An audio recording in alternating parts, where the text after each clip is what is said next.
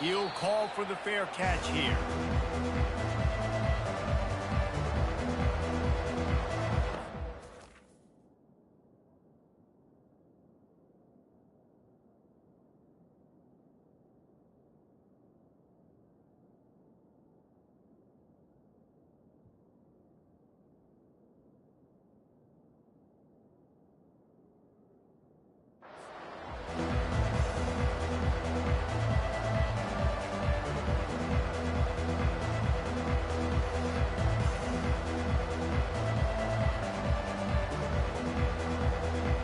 Here comes the offense on first down.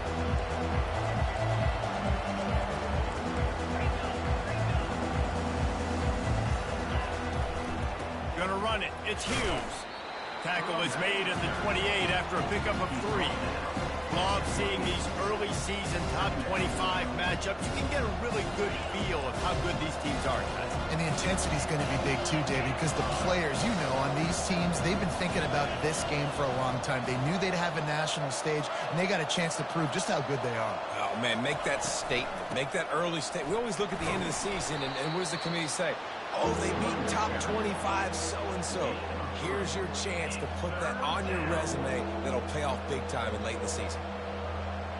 Big third down coming from their own 31. Defense tries to get off the field. Quick pass to the left, trying to get it to the marker. Oh, the ball's out! And the defense has got it, and they're bringing it back.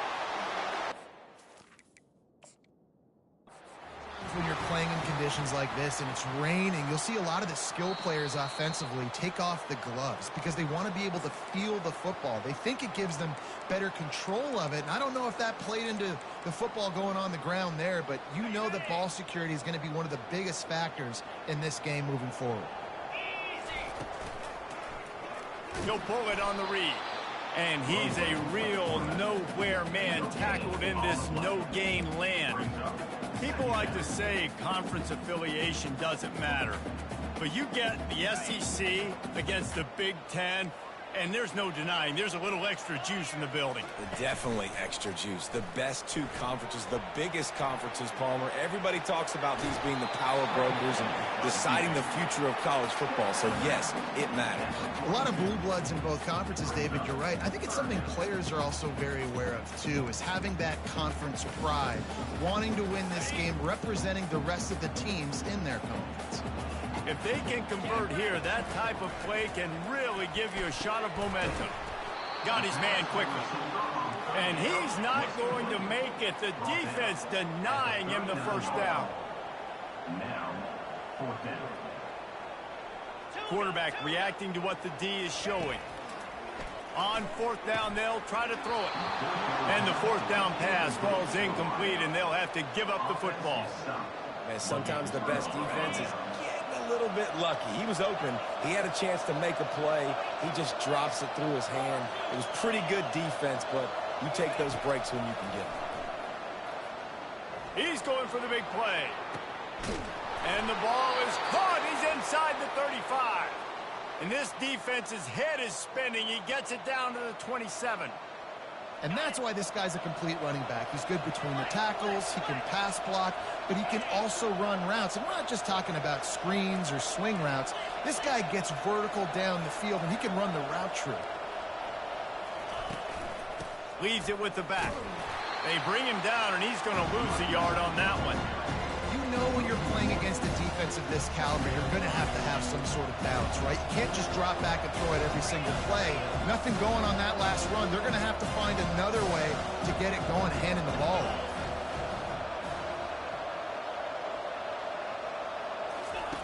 He wants to pass it on second down. And that ball is intercepted at the goal line. And he's brought down after the pick, but not before putting his offense in business. Well, obviously it's raining here in this game, and ball's slippery. I don't know if that slipped out of the QB's hands a little bit, but it certainly wasn't an accurate throw, and as a result, it ends up in an interception. And the defense holds firm. No pickup at all on that play.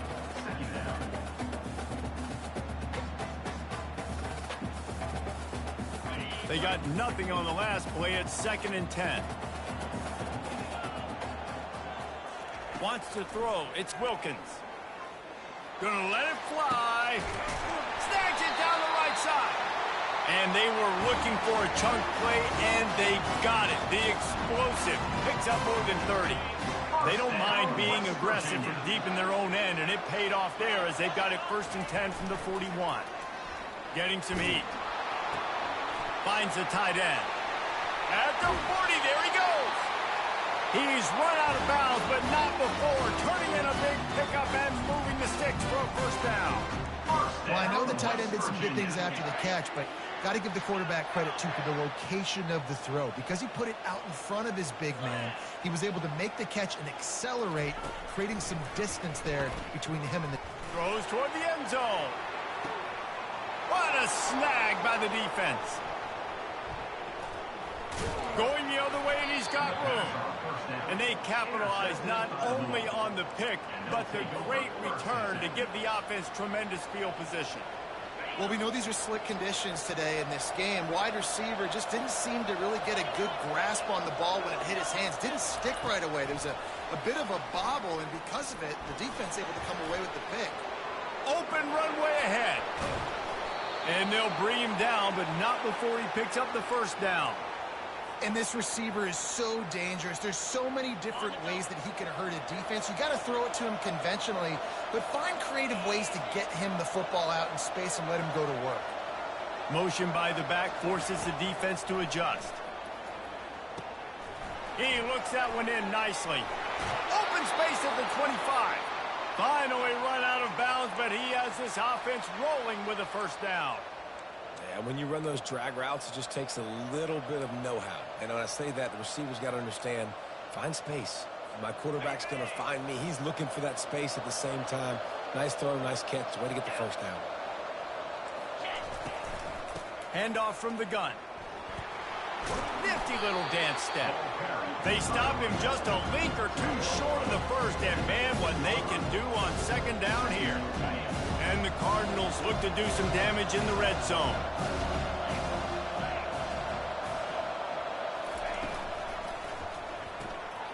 And the ball is picked off. Got room on the return. He's at the 40. At the 20. And a big return after the INT sets up the offense for this possession. About the only good thing that happened for the offense on that play, at least it wasn't a pick 6. What a return. Yeah, that didn't look good for the offense. You know all those big fellas, those O-linemen, they're not going to be able to go make the play. So as the DB getting the interception, you know, if you can break that play and you can get past that level, it might be to the house. It might be to the crib. Lucky that wasn't a pick 6 if you're on offense.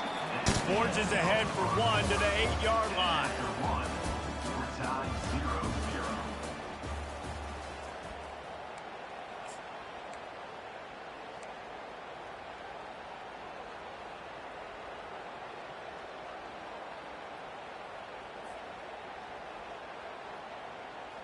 Starting off this quarter close enough to smell the goal line.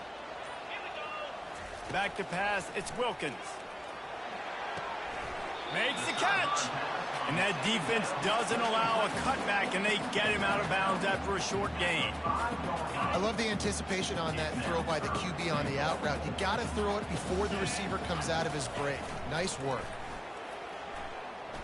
Unleashes to the end zone. And he's got it. Touchdown, Mountaineers. The AT unit on the field. And the extra point is good, and it's 7-0. And let's check in with Kevin Connors in the studio. Kevin? Two very different emotions inside the locker rooms of these teams who did battle today. Baylor sparkled today in a dominant road win. In fact, by the 4th quarter, it almost felt like this game was being played in Waco. That's how much they took the crowd out of it. It's one game. You don't want to react too much either way. But I think both teams will leave this one with some things to work on moving forward. Yeah, how about that? Sounds as if they had a good ball game there. Kevin, thanks for the update. Louisville has it back in the offense, coming out ready to attack. Receiver on the move gets the touch pass. bulls his way forward.